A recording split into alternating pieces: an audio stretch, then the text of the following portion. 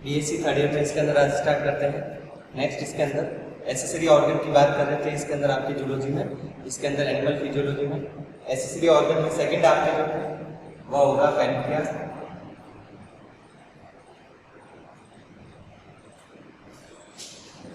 या जिसे कहा जाता है अग्नाशय, पैनक्रियाज या अग्नाशय। ये स्थित होता है स्टोमच और ड्यूडेनम के बीच में,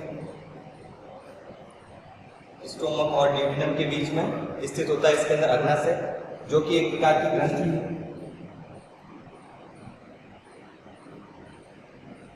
ग्लैंड या ग्रंथि इसके अंदर जो कि आमाशय और स्मॉल इंटेस्टाइन के पहले भाग ड्यूडेनम के बीच में स्थित होती है, इसमें पाई जाती है। पैनक्रियाज जो है इसमें एक भाग पाया जाता है जिसे कहा जाता है आइसलेट ऑफ लैंगरहैंस, या जिसे कहा जाता है लैंगरहैंस की दीपिका।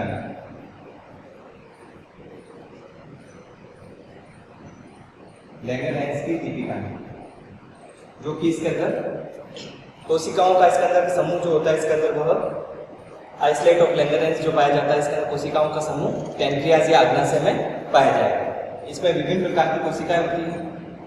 फर्स्ट इसके अंदर होगी अल्फा सेल, सेकंड होती है बीटा सेल और थर्ड होती है इसके अंदर डेल्टा सेल। अल्फा, बीटा और डेल्टा तीन प्रकार की कोशिकाएं पाई जाती हैं। डेल्टा सेल या इसके अंदर तीन प्रकार की कोशिकाएं इसके अंदर आइसलेट ऑफ लैंगरहैंस या लैंगरहैंस की दीपिकाओं में पाई जाती है इस ग्लैंड में। अल्फा जो इसके अंदर सेल है वह सीक्रेट करती है ग्लूकागॉन। ग्लूकागॉन जो हार्मोन होता है इसके अंदर कह सकते हैं वह सीक्रेट किया जाता है। बीटा सेल जो सीक्रेट करती है इंसुलिन, और जो डेल्टा सेल है वह सीक्रेट करती है सोमेटोस्टेटिन।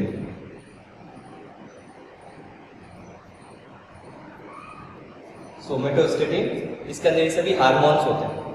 ग्लूकागॉन जो है इसके अंदर इसका वर्क होगा ग्लाइकोजन जो है पॉलीसेकेराइड को ग्लूकोज में बदलना। तो ग्लूकोज में इसके अंदर कह सकते हैं यदि ऊर्जा की आवश्यकता होती है तो ग्लाइकोजन जो लीवर में स्टोर होता है उसको ग्लूकागॉन इसके अंदर हार्मोन के द्वारा ग्लाइकोजन को ग्लूकोज में बदला जाता है। तो फंक्शन इसके अंदर हो गया ग्लाइकोजन को ग्लूकोज में बदलने के लिए इसके अंदर ग्लूकागॉन हार्मोन की आवश्यकता होगी। इंसुलिन जो होता है इसके अंदर वह ग्लूकोज को ग्लाइकोजन में बदलता है। तो हार्मोन इसके लिए कौन सा चाहिए इसके अंदर ग्लूकोज को, जो ब्लड में इसके अंदर अतिरिक्त मात्रा में जो भी ग्लूकोज है यूज नहीं आ रहा है उसको ग्लाइकोजन में बदलने का कार्य इंसुलिन इसके अंदर हार्मोन के द्वारा किया जाता है। इंसुलिन जो इसके अंदर कह सकते हैं बीटा सेल के द्वारा सीक्रेट होगा। सोमेटोस्टेटिन जो होता है इसके अंदर यह ग्लूकागॉन और इंसुलिन को इनहिबिट करने का कार्य करता है। इसके कार्य को इसके अंदर इनहिबिट करना या जिसको कहा जाता है संदमित। इंसुलिन और ग्लूकागॉन को इनहिबिट करने का कार्य डेल्टा सेल के द्वारा किया जाता है, क्योंकि इसके द्वारा इसके अंदर सोमेटोस्टेटिन हार्मोन सीक्रेट किया जाएगा। तो दो इसके अंदर कह सकते हैं हार्मोन है, एक तो ग्लूकोज को ग्लाइकोजन में बदलने वाला वह भी पैनक्रियाज में ही पाया जाता है, और इसके अंदर ग्लाइकोजन को वापस ग्लूकोज में बदलना है, ऊर्जा चाहिए, वह भी इसके अंदर हार्मोन जो होता है पैनक्रियाज में ही पाया जाता है। तो कहा जा सकता है कि जो अलग अलग प्रकार की कोशिकाएं होती है उसमें भी अलग अलग प्रकार के स्टेन होते हैं। कोई एसिडिक होता है, कोई बेसिक होता है, इसके अंदर न्यूट्रल होता है। इस प्रकार से इसके अंदर और अलग अलग हार्मोन उसके द्वारा सीक्रेट किए जाते हैं जो अलग अलग कार्य करते हैं। उसके अलावा इसके अंदर पैनक्रियाज या अग्नाशय का इसके अंदर जो कार्य होता है, एक तो हो गया कि इसके अंदर हार्मोन सीक्रेट करना, दूसरे आपको जैसे एंजाइम्स के बारे में बता चुके हैं डाइजेशन में, पाचन में इसके अंदर विभिन्न प्रकार के एंजाइम सीक्रेट किए जाते हैं। इसके कारण इसके अंदर उनको एक्सोक्राइन कहा जाता है। इसके कारण हार्मोन सीक्रेट होते हैं, इनके कारण को एंडोक्राइन कहते हैं। हार्मोन है तो एंडोक्राइन और एंजाइम सीक्रेट करता है इसके अंदर, इसके कारण उसको इसके अंदर एक्सोक्राइन या बहिस्रावी ग्रंथि भी कहा जाता है। तो ग्लैंड या ग्रंथि जो कि ऐसी ग्रंथि है अग्नाशय जो कि बहिस्रावी और अंतःस्रावी दोनों की तरह कार्य करती है। कुछ एंजाइम भी सिक्रेट करती है, हार्मोन भी सिक्रेट करती है। हार्मोन सिक्रेट करेगी तो ब्लड के थ्रू जाते हैं, और यदि एंजाइम सिक्रेट करते हैं तो वो डक्ट या नलिका के थ्रू इसके अंदर पर्टिकुलर स्थान तक जाएंगे। एंजाइम जैसे आपको पहले भी बता चुके हैं, जैसे पैनक्रियाटिक जूस में पाए जाने वाले एंजाइम्स हैं, मुख्य रूप से प्रोटीन का पाचन करने वाले ट्रिप्सिन, लाइपेज और एमाइलेज।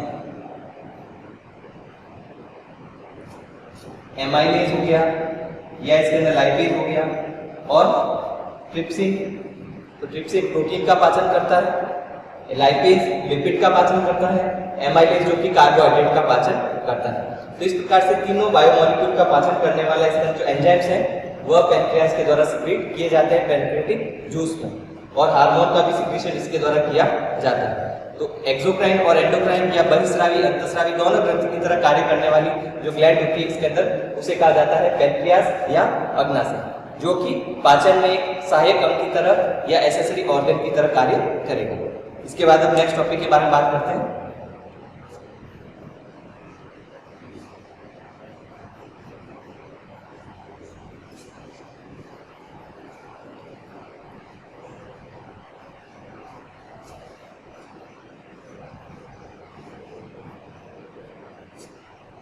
नेक्स्ट इसके अंदर आपके है फर्स्ट यूनिट के अंतर्गत ही है ब्लड, या जिसे कहा जाता है रक्त।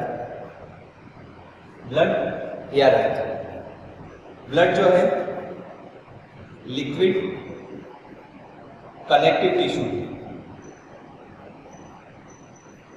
कनेक्टिव टिश्यू या जिसे कहा जाता है संयोजी ऊतक। क्यों? क्योंकि इसके अंदर ब्लड जो है कोशिका नहीं है इसके अंदर, या इसके अंदर कह सकते हैं जीव द्रव्य नहीं होता है।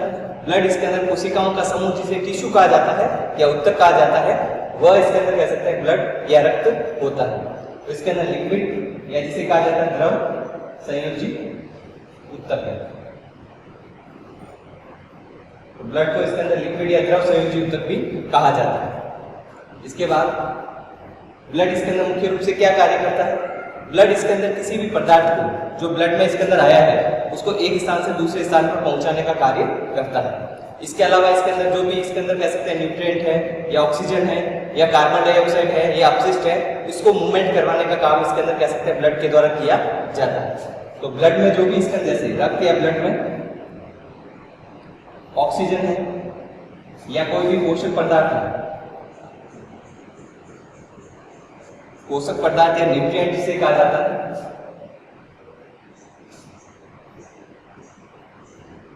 तो ब्लड इसके अंदर इसमें जो ऑक्सीजन है और पोषक पदार्थों को तो इसके अंदर एक टिश्यू तक पहुंचाता है।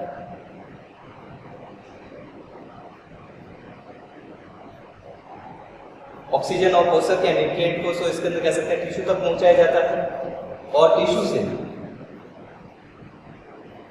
कार्बन डाइऑक्साइड और जो वेस्ट होता है, अपशिष्ट होता है, इसे एक्सक्रीटरी ऑर्गन तक पहुंचाया जाता है। एक्सक्रीटरी ऑर्गन या जिसे कहा जाता है उत्सर्जी अंग। तो ब्लड इसके अंदर मुख्य रूप से एक्सक्रीटरी ऑर्गन तक इसके अंदर किसी भी इसके अंदर वस्तु को जो अपशिष्ट होता है और कार्बन डाइऑक्साइड को तो उत्सर्जी अंग तक पहुंचाएगा, और ऑक्सीजन और पोषक पदार्थों को टिश्यू या ऊतक या कोशिका तक पहुंचाने का कार्य किया जाता है, जो कि इसके अंदर लिक्विड कनेक्टिव टिश्यू होगा।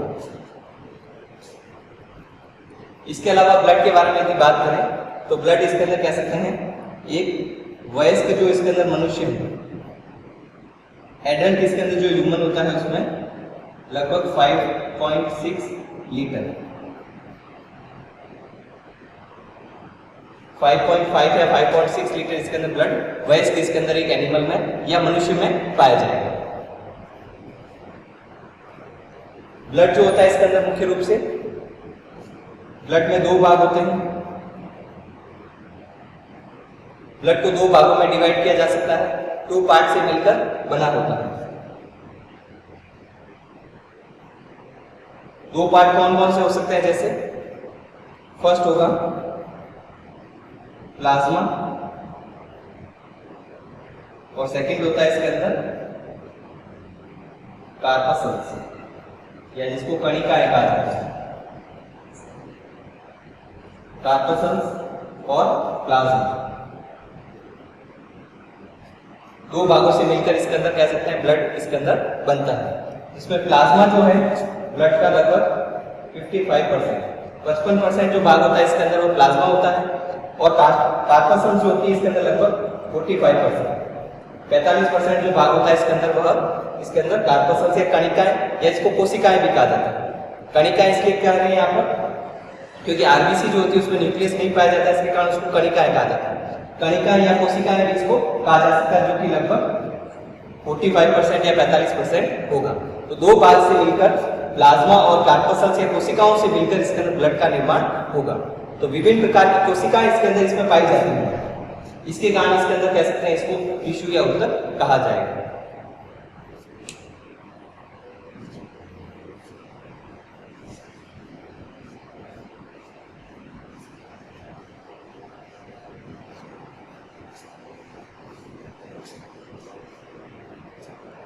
नेक्स्ट है जैसे ब्लड के बारे में प्लाज्मा, जो कि ब्लड का द्रव भाग होता है, लिक्विड होता है।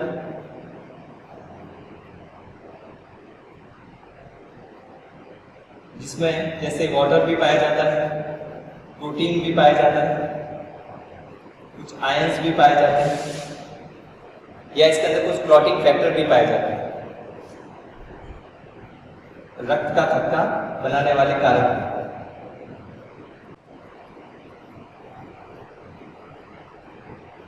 क्लॉटिंग फैक्टर भी इसके अंदर पाए जा सकते हैं।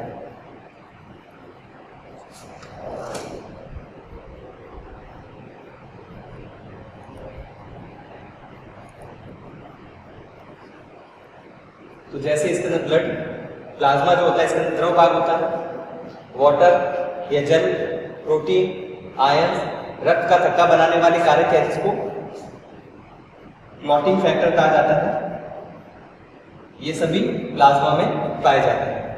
कोशिकाएं कौन कौन सी होती हैं? कौन कौन सी कोशिकाएं ब्लड में पाई जाती हैं? एक होती है आरबीसी या जिसको लाल रुधिर कणिकाएं कहा जाता है।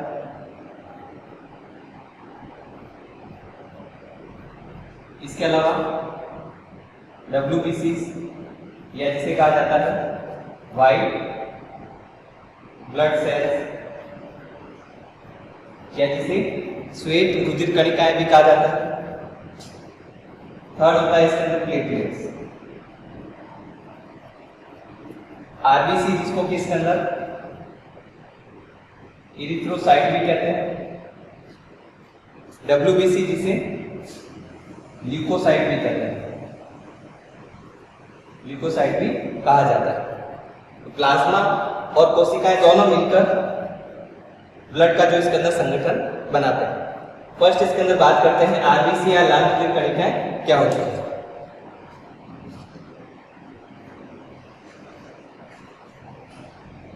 आरबीसी या लाल रुधिर कणिकाएं इसके अंदर क्या होती है, क्या आकार होता है, किससे मिलकर बनी होती है। तो आरबीसी के बारे में या लाल रुधिर कणिकाओं के बारे में इसके अंदर जिसको अन्य इरिथ्रोसाइट नाम से भी जाना जाता है। इरिथ्रोसाइट इसके अंदर इसलिए कहा जाता है इनको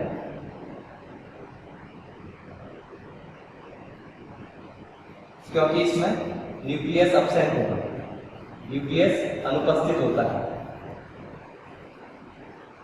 आरबीसी में न्यूक्लियस नहीं पाया जाता है। तो इसके अंदर जो स्तनधारी जंतु हैं उनमें इसके अंदर जब न्यूक्लियस इसके अंदर नहीं पाया जाता है तो वह इसके अंदर जो जंतु होते हैं जिसमें इसके अंदर न्यूक्लियस अब्सेंट होगा, ये इसके अंदर कह सकते हैं इस कारण होता है क्योंकि इसके अंदर जंतु के शरीर में जब इसके अंदर न्यूक्लियस अब्सेंट होगा तो इसके अंदर कह सकते हैं उस आरबीसी में ज्यादा से ज्यादा हीमोग्लोबिन आ सकता है, और हीमोग्लोबिन ज्यादा से ज्यादा होगा तो ऑक्सीजन ज्यादा से ज्यादा उसमें जुड़ सकती है। तो कहा जा सकता है कि इसके अंदर न्यूक्लियस का अब्सेंट होने का कारण ये है कि उसमें श्वसन या इसके अंदर कह सकते हैं रेस्पिरेशन की क्षमता को बढ़ाना। इसलिए इसके अंदर कह सकते हैं मैमल्स में एरिथ्रोसाइट में न्यूक्लियस को अब्सेंट किया जाता है। तो न्यूक्लियस अब्सेंट होता है, क्यों होता है इसका कारण जैसे श्वसन की क्षमता बढ़ाना, क्षमता को बढ़ाना,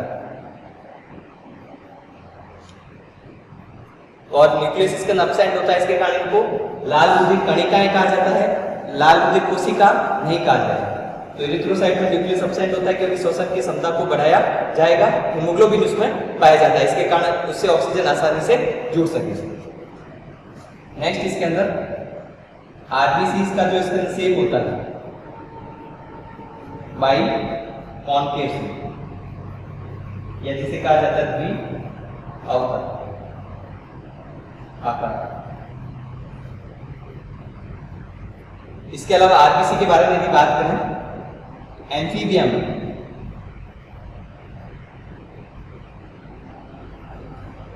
में जो आरबीसी होती है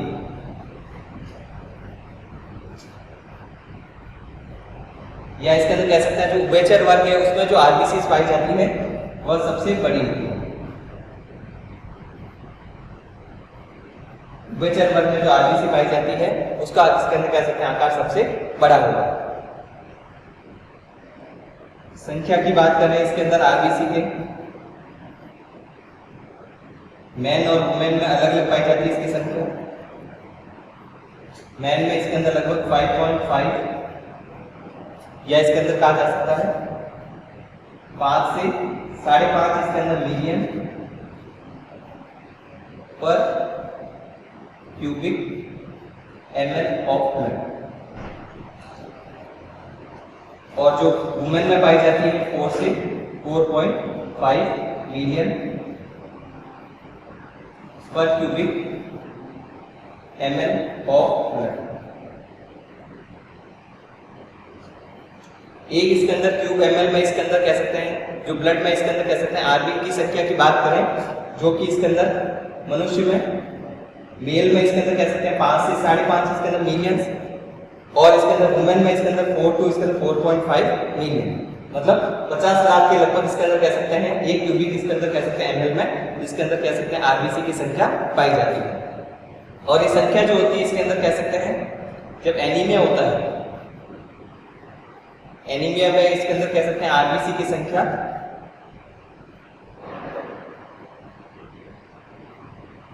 कम हो सकती है, डिक्रीज होती है,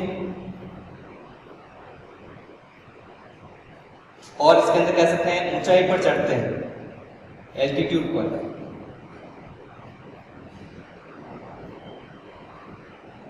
संख्या बढ़ती है,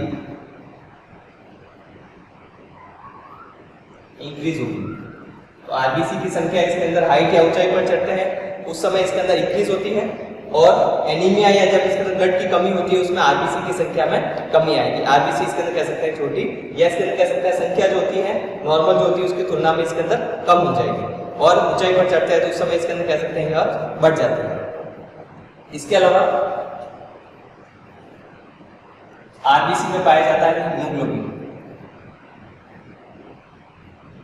हीमोग्लोबिन में जो मेटल होता है वो आयरन होता है, या जिसे कहा जाता है लोहा। हीमोग्लोबिन स्वयं इसके अंदर 2 भागों से मिलकर बना होगा, हिम प्लस ग्लोबिन, हिम और ग्लोबिन। जो हिम जो होता है इसके अंदर उसके साथ में आयरन इसके अंदर पाया जाता है मेटल, और ग्लोबिन जो होता है इसके अंदर वह प्रोटीन होता है, ग्लोबिन प्रोटीन होगा, और हिम इसके अंदर जो प्रोस्टेटिक ग्रुप होता है जिसके साथ में इसके अंदर आयरन या Fe जो इसके अंदर कह सकते हैं आयरन मेटल पाया जाएगा। इसके अलावा इसके अंदर हीमोग्लोबिन के कारण आरबीसी का कलर, आरबीसी का रंग होता है इसके अंदर रेड, लाल रंग इसके अंदर कह सकते हैं आरबीसी का पाया जाता है जब इसके अंदर इसमें हीमोग्लोबिन पाया जाता है। इसके अलावा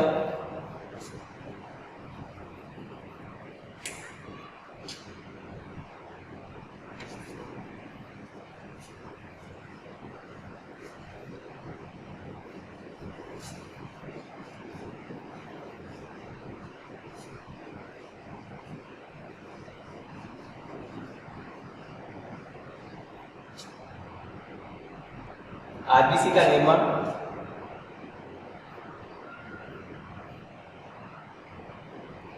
आरबीसी या लाल रक्त कणिकाओं का इसके अंदर निर्माण की बात करें, लीवर, स्प्लीन और लिम्फ नोड, यकृत, स्प्लीन या जिसे प्लिया कहा जाता है, और लिम्फ नोड में इसके अंदर एम्ब्रियो की बात करें भ्रूण में, तो इसमें आरबीसी का निर्माण यदि एम्ब्रियो की बात करें तो वह लीवर, स्प्लीन और लिम्फ नोड में होता है। और वयस्क जंतु में, वयस्क में इसके अंदर कह सकते हैं ये पाया जाता है बोन मैरो, या जिसे कहा जाता है अस्थि मज्जा। बोन मैरो में इसके अंदर इसका निर्माण होगा। तो बोन मैरो में इसके अंदर कह सकते हैं जो वयस्क होता है उसका निर्माण होता है। और आरबीसी या लाल रुधिर कणिकाएं जो इसके लीवर में बनती है वो मुख्य रूप से किसमें बनेगी? लीवर, स्प्लीन और लिम्फ नोड में। आरबीसी का जो निर्माण होता है इस प्रोसेस को कहा जाता है इरिथ्रोपोइसिस।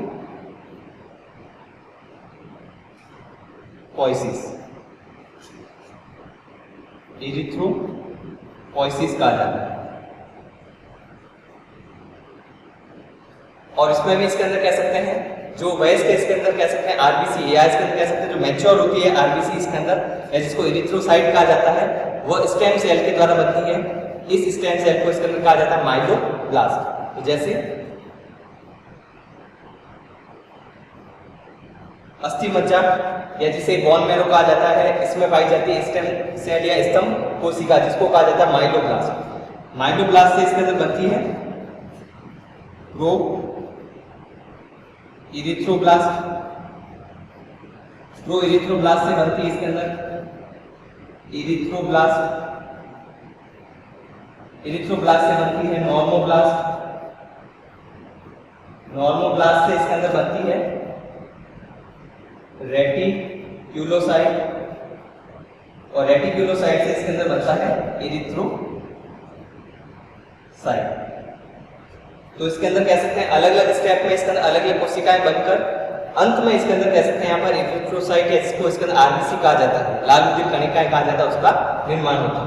माइलोब्लास्ट जो कि इसके अंदर एक स्टेम सेल है या जिसको स्तंभ कोशिका भी कहा जाता है। विभिन्न प्रकार की कोशिकाओं को बनाने की क्षमता इसके अंदर पाई जाती है।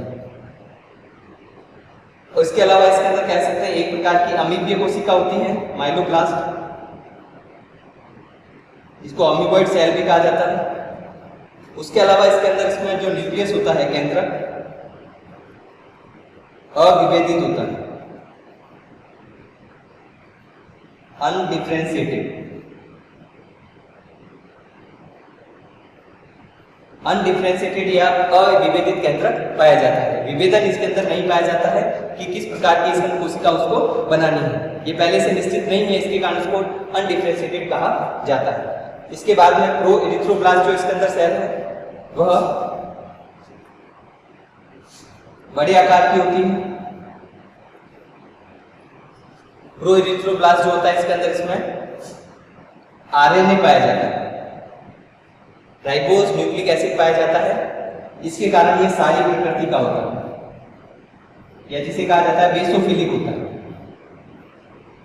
बेसोफिलिक होता है जिसे सारी प्रकृति भी कहा जा सकता है आरएनए की उपस्थिति के कारण। इरिथ्रोब्लास्ट जो होता है इसके अंदर इसका आकार छोटा होगा। इरिथ्रोब्लास्ट का आकार छोटा होता है। इसके अलावा इरिथ्रोब्लास्ट जो पाई जाती है इसमें आरएनए को रिमूव किया जाता है और हीमोग्लोबिन को ऐड किया जाता है। इरिथ्रोब्लास्ट जो होती है इसके अंदर आकार छोटा होगा क्योंकि इसके अंदर प्रो इरिथ्रोब्लास्ट से इरिथ्रोब्लास्ट जब बनती है उसमें माइटोसिस होती है, इसके कारण उसका आकार छोटा हो जाएगा। आरएनए को उसमें से हटाया जाता है और हीमोग्लोबिन को इसके अंदर कह सकते हैं उसमें ऐड किया जाता है। हीमोग्लोबिन को आरबीसी में इसके अंदर जो आरबीसी की पूरक कोशिकाएं होती है जिससे आरबीसी बनती है उसमें इरिथ्रोब्लास्ट में इसके हीमोग्लोबिन को ऐड किया जाएगा। नॉर्मोब्लास्ट होती है इसके अंदर, इसके बारे में क्या लक्षण है? जैसे नॉर्मोब्लास्ट में इसके अंदर हीमोग्लोबिन होता है, इस कारण ये एसिडोफिलिक होती है, अम्लीय। नॉर्मोब्लास्ट इसके अंदर इसमें एक तो ये है, इसमें जैसे जैसे माइटोसिस होगी, माइटोसिस इसके अंदर कह सकते हैं नॉर्मोब्लास्ट में नॉर्मोब्लास्ट के बाद में इसके अंदर माइटोसिस सीज हो जाती है, उसके बाद में माइटोसिस या समसूत्री विभाजन नहीं पाया जाएगा। इसके अलावा हीमोग्लोबिन इसके अंदर कह सकते हैं उसमें पाया जाता है, इसके कारण एसिडोफिलिक या अम्लीय प्रकृति की होती है। रेटिकुलोसाइट जो होती है इसके अंदर, इसके बारे में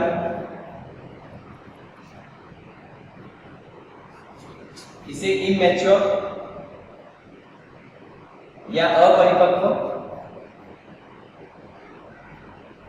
इरिथ्रोसाइट भी कहा जाता है। अपरिपक्व इरिथ्रोसाइट या आरबीसी इसको कहा जाता है। इरिथ्रोसाइट जो होती है इसके अंदर, इसमें इरिथ्रोसाइट या जिसको आरबीसी कहा जाता है, इसमें केंद्रक अपसेट होगा, न्यूक्लियस अनुपस्थित, केंद्रक इसके अंदर इसमें नहीं पाया जाता है। इस प्रकार से इसके अंदर स्टेम सेल या इसके अंदर कह सकते हैं जो कि जिसे माइलोब्लास्ट कहा जाता है, जो कि अस्थि मज्जा में पाई जाती है, विभिन्न प्रकार की कोशिकाओं में परिवर्तित होकर अंत में इरिथ्रोसाइट या आरबीसी का निर्माण करती है, जिसमें इसके अंदर न्यूक्लियस नहीं पाया जाएगा। और सभी जो प्रकार की कोशिकाएं अलग अलग प्रकार की कोशिकाओं में अलग अलग प्रकार के लक्षण पाए जाते हैं। इसमें हीमोग्लोबिन पाया जाता है, किसी में नहीं होता है, किसी में न्यूक्लियस एब्सेंट हो जाएगा। इस प्रकार से इसके अंदर कह सकते हैं 5 अलग अलग प्रकार की कोशिकाएं इसके अंदर कह सकते हैं यहाँ पर विभेदित होकर या विभाजित होकर अलग अलग प्रकार की कोशिकाएं बनाकर इरिथ्रोसाइट या इसके अंदर कह सकते हैं मैच्योर आरबीसी का निर्माण करती है। तो ये इसका जो प्रोसेस होता है, इसके अंदर इस प्रोसेस को कहा जाता है, बोन मैरो में जो पाया जाता है इसको इरिथ्रोपोइसिस कहा जाएगा, जिससे आरबीसी का निर्माण या इसके अंदर कह सकते हैं इरिथ्रोपोइसिस कहलाता है। जब इसके अंदर आरबीसी का निर्माण होता है उसमें इसके अंदर लगभग 3 दिन लगते हैं और इसके अंदर कह सकते हैं उसके बाद में उसका मैच्योरेशन होता है, परिपक्व अवस्था आती है, जिसमें अलग अलग प्रकार की कोशिकाओं में इसके अंदर इसका परिवर्तन होगा। और अलग अलग कौन कौन